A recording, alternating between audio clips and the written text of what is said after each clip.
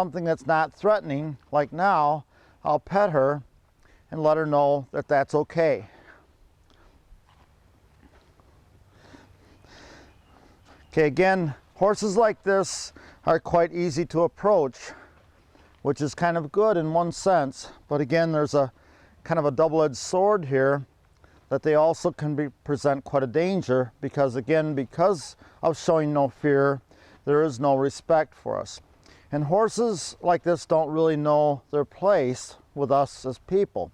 So we have to kind of try to help them figure out where their place is, and we have to do it in a very tactful manner.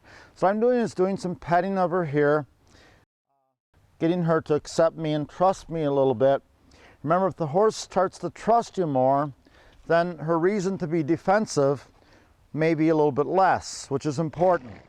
Remember, when a horse becomes defensive, it's almost like they feel that they need to protect themselves.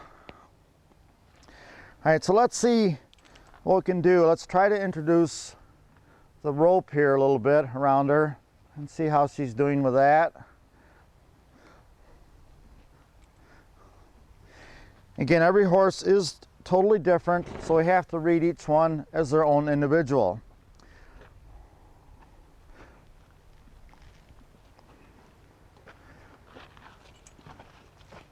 Okay, so you can see I started to put the rope up around her nose, so maybe it was a little too much too soon. Okay, now she tried to bring her hindquarters towards me a little bit, and if that happens, what you do is you try to deflect her off. What you don't want to do is put your hand on top of her hindquarters and try to keep her from kicking out at you. But instead, you can kind of deflect her away. You watch her body language. If she pushes into you with her shoulder and or her head, you can kind of deflect her away. Now, at the same time, though, she's standing pretty quiet, so I'm going to see if I can get her to give the pressure slightly.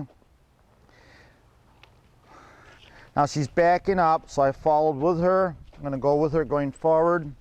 What we don't want to do is force the halter and or the rope on her, because then we can create a panic situation. Remember, she doesn't really understand giving to pressure. Now what I'm doing here is I'm going to try to introduce a little bit of a gentle following pressure as I'm following with her, and I'm using just my hand flattened out on the base of her neck. You can see where she backed away, but I followed with her. There, now she offered to stop, so I'll take my hands away. Okay, so let's try approaching her again.